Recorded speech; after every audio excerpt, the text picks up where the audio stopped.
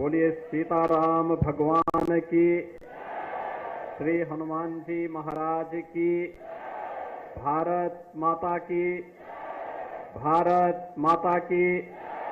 वंदे वंदे वंदे।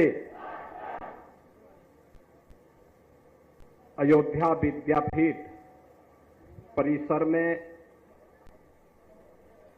श्री राम दरबार और असरफी भवन अयोध्या धाम के पूज्य आचार्यों की दिव्य एवं भव्य प्रतिमा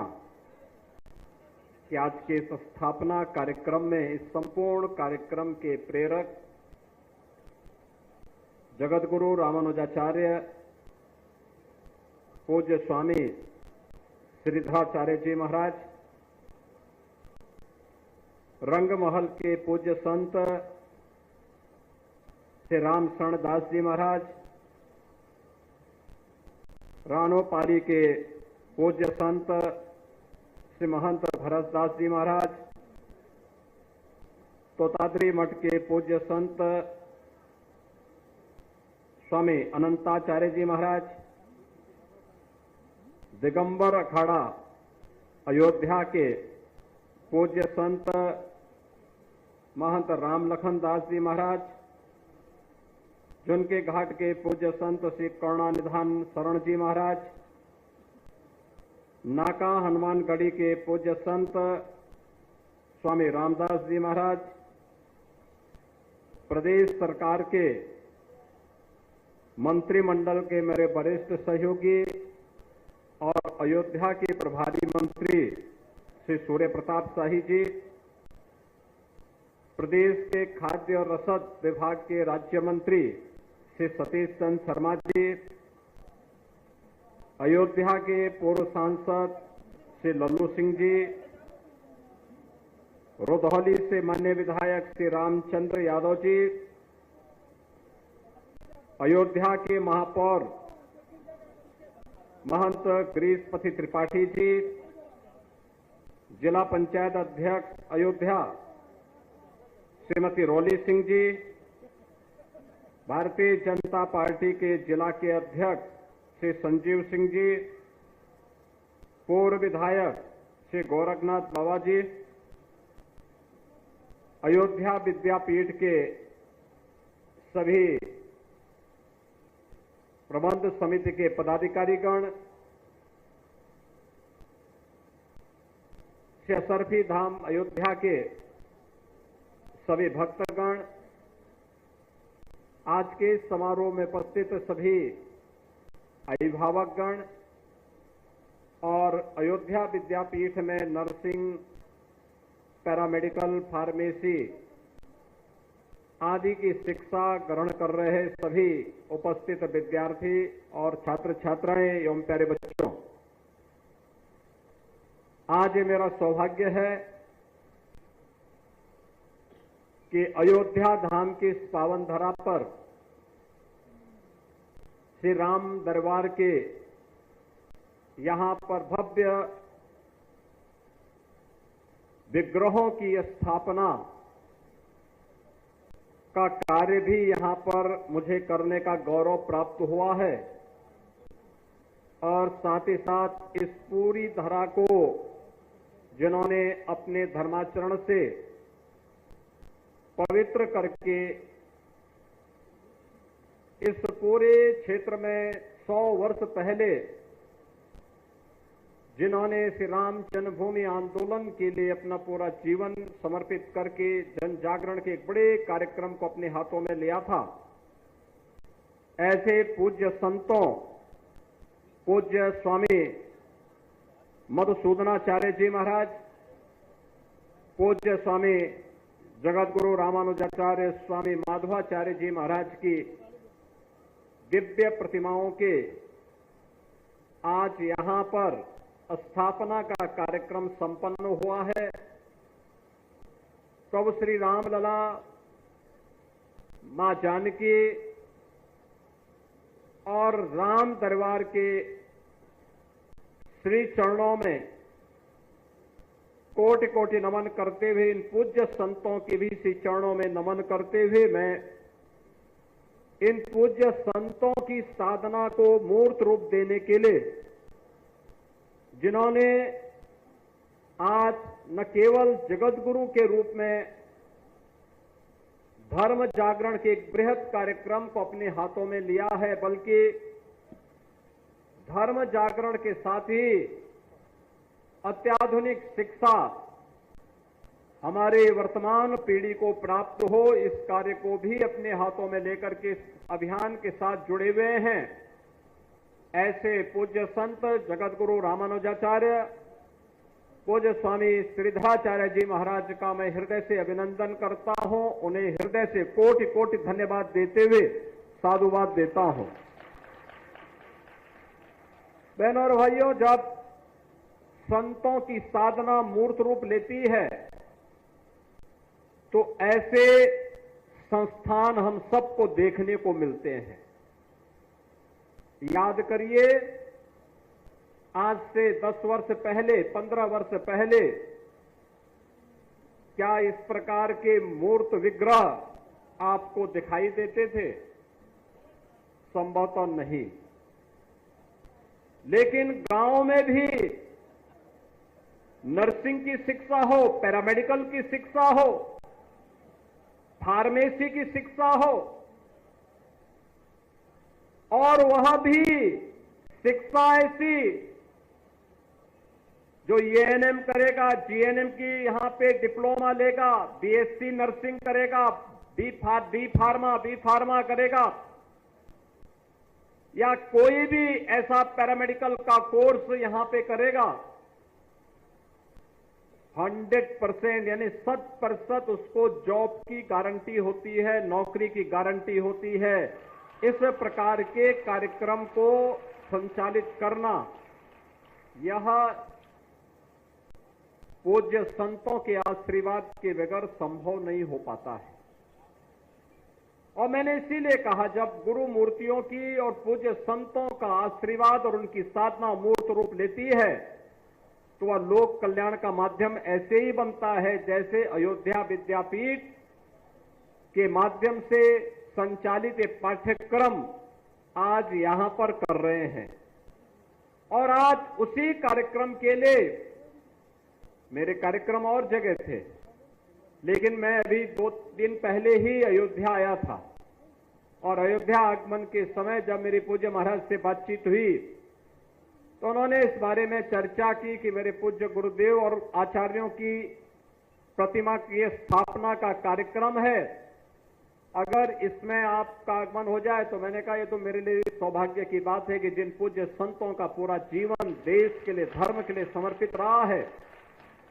अगर इस समारोह में मुझे भागीदार बनने का अवसर प्राप्त होगा तो मैं कोई भी कार्यक्रम अपना स्थगित करते हुए अयोध्या धाम पधारूंगा। और मुझे आज मिल्कीपुर क्षेत्र के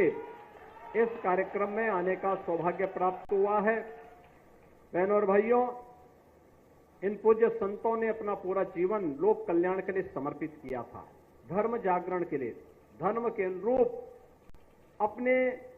कृतित्व के माध्यम से अपने कर्तव्यों का पालन करते हुए देश और समाज को उसके अनुरूप चलने की एक नई प्रेरणा दी। पूज्य स्वामी मधुसूदनाचार्य जी महाराज रहे हो,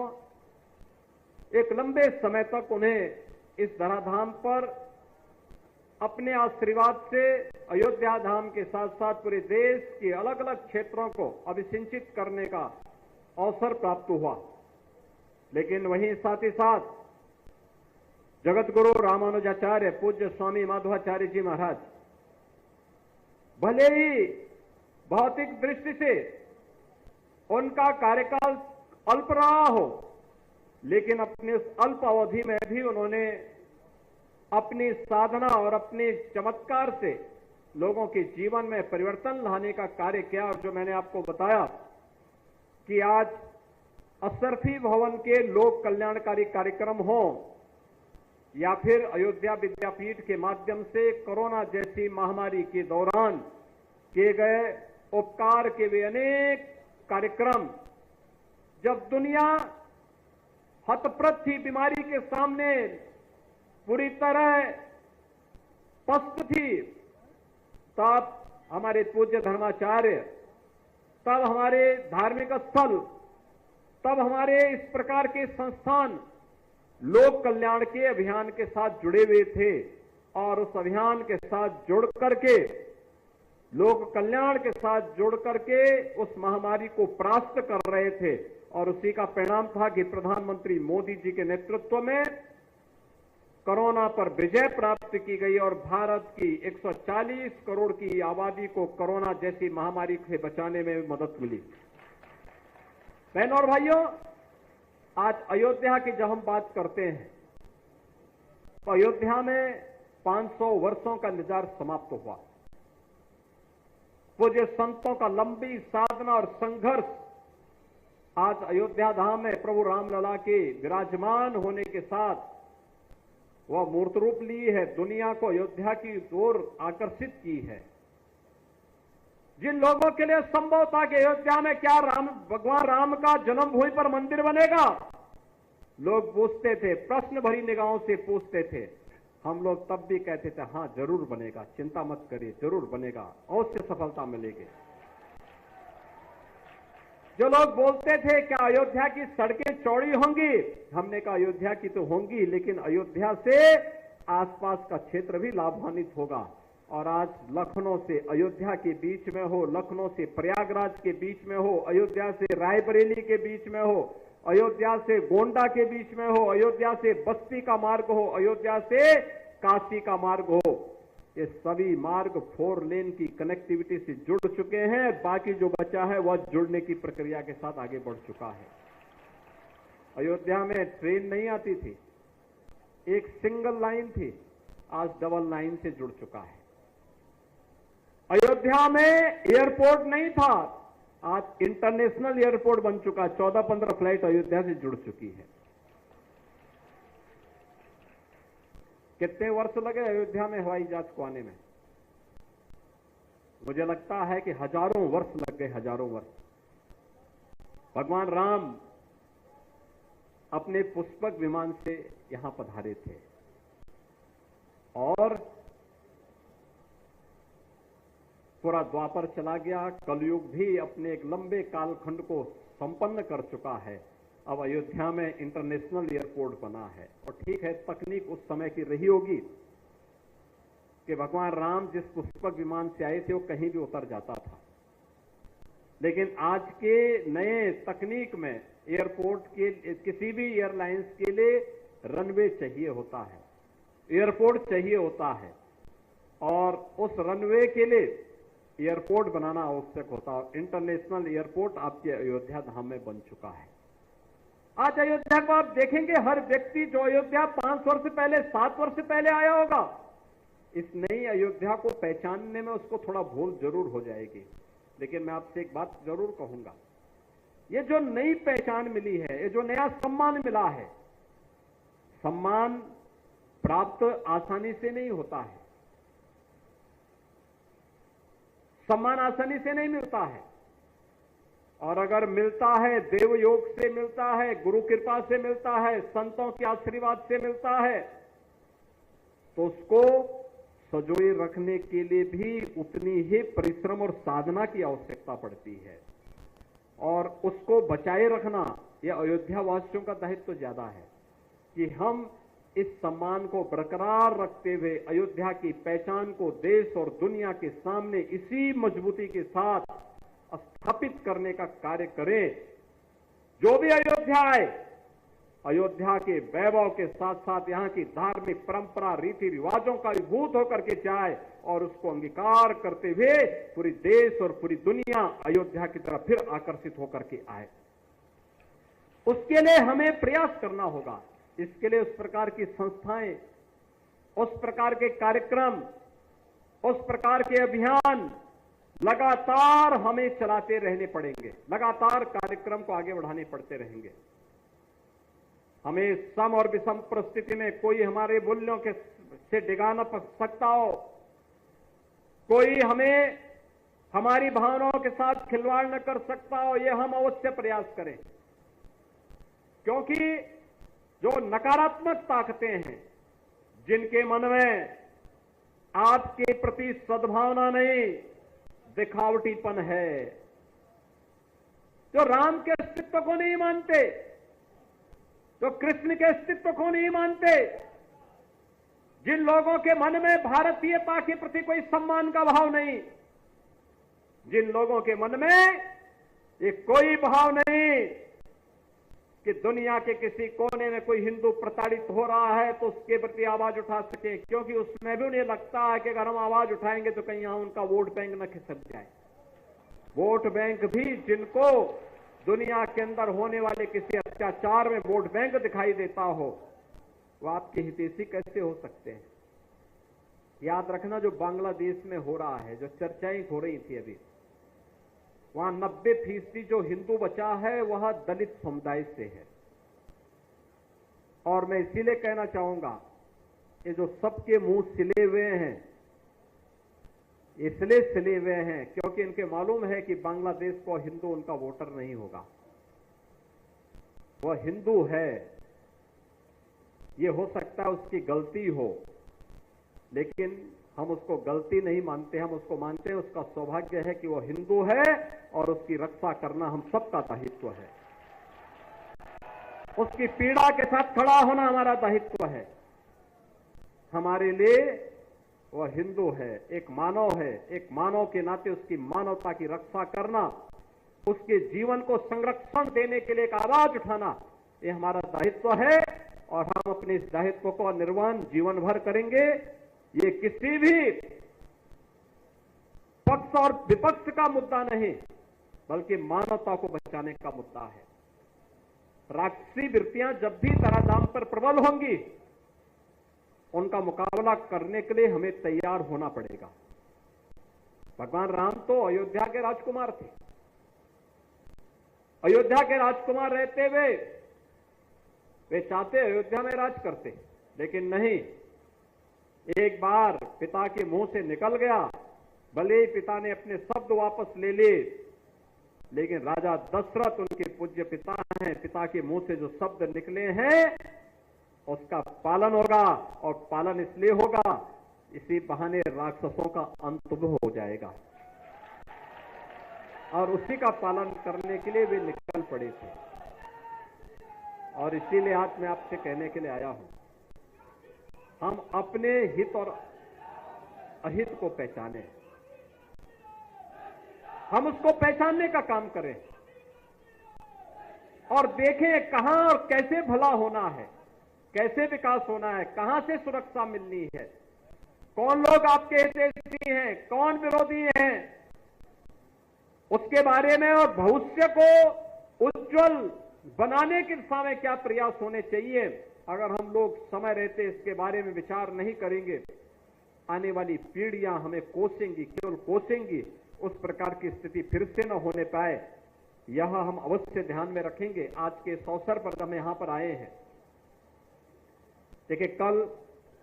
काकोरी ट्रेन एक्शन की शताब्दी महोत्सव के कार्यक्रम प्रारंभ हुए हैं। 9 अगस्त 1925 को क्रांतिकारियों ने भारत माता की आजादी के लिए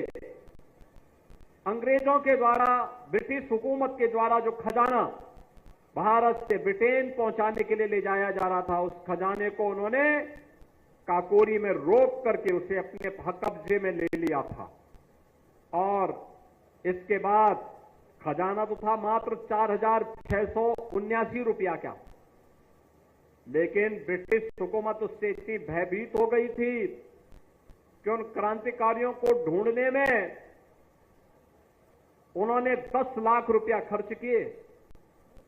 और 10 लाख रुपए खर्च करके फिर उसने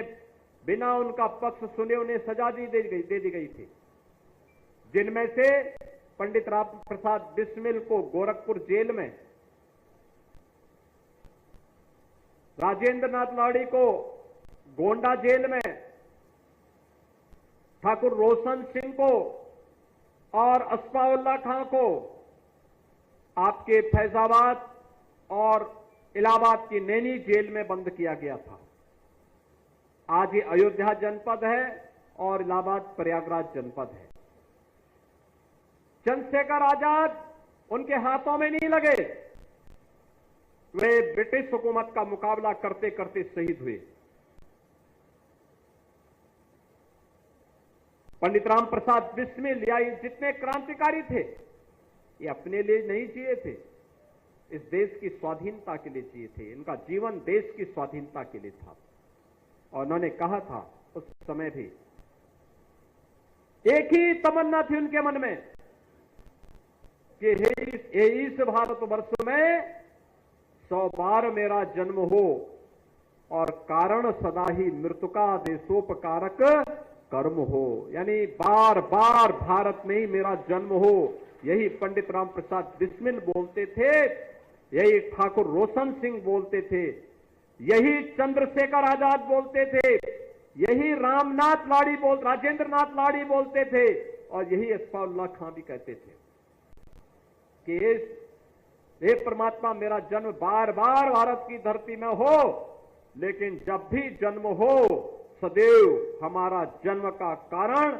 देश और परोपकार होना चाहिए, लोक कल्याण होना चाहिए, देश का हित होना चाहिए और लोक कल्याण होना चाहिए। और मैं आज आप सबसे यही कहूंगा, 1 वर्ष तक ये कार्यक्रम चलेंगे। अभी 15 अगस्त को हम अपनी आजादी का दिवस मनाएंगे। अमृत काल के प्रथम आयोजन को आगे बढ़ाने की दिशा में आगे बढ़ेंगे। बहनों और भाइयों, प्रधानमंत्री मोदी जी ने देशवासियों का आह्वान किया, भारत के आन बान शान को हर घर पर लहराएंगे, हर घर पर तिरंगा होना चाहिए। आजादी के अमृत महोत्सव के प्रथम काल में, अमृत काल के इस वर्ष में 13 से 15 अगस्त के बीच हम लोगों का प्रयास होना चाहिए कि अभी 11 से लेकर के 15 के बीच में तिरंगा यात्राएं निकलनी चाहिए, तिरंगा कार्यक्रम बनने चाहिए, तिरंगा पर गोष्ठियां होनी चाहिए, तिरंगा को लेकर के लेखन प्रतियोगिता होनी चाहिए, तिरंगा को लेकर के डिबेट होनी चाहिए, और तिरंगा यात्रा के माध्यम से हर घर में तिरंगा फहराने का कार्य होना चाहिए। और इसके माध्यम से संकल्प होना चाहिए कि मेरे लिए मेरा देश महत्वपूर्ण है, राष्ट्र सर्वोपरि है। नेशन फर्स्ट की इस थ्योरी के साथ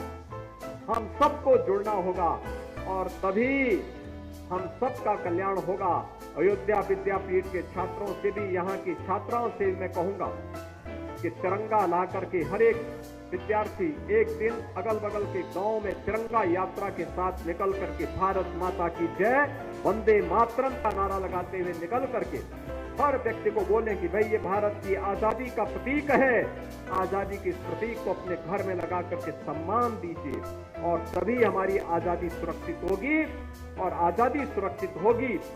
तो हम भी सुरक्षित होंगे, हमारा भविष्य भी सुरक्षित होगा। और यही आज के दिन पर हम इस कार्यक्रम को अगर आगे लेकर के चलेंगे तो अवश्य क्रांतिकारियों का, भारत के उन महान शहीदों का सपना साकार होगा जिन्होंने भारत के लिए अपना पूरा जीवन समर्पित किया था, अपना बलिदान दिया था। आज के इस अवसर पर एक बार फिर से यहाँ पर अयोध्या विद्यापीठ परिसर में श्री राम दरबार का भव्य विग्रहों की स्थापना हुई है। उनके श्री चरणों में नमन करता हूं। मैं यहाँ पर पूज्य स्वामी मधुसूदनाचार्य जी महाराज, पूज्य स्वामी रामानुजाचार्य, पूज्य स्वामी माधवाचार्य जी महाराज की भव्य और दिव्य प्रतिमाओं की स्थापना का कार्यक्रम संपन्न हुआ है। इन पूज्य संतों की श्री चरणों में मैं कोटि कोटि नमन करता हूं और इन सभी पूज्य संतों की साधना को मूर्त रूप देने वाले जगत गुरु रामानुजाचार्य पूज्य स्वामी श्रीधराचार्य जी महाराज का हृदय से अभिनंदन करते हुए उन्हें हृदय से साधुवाद देता हूं कि उन्होंने अपनी गुरु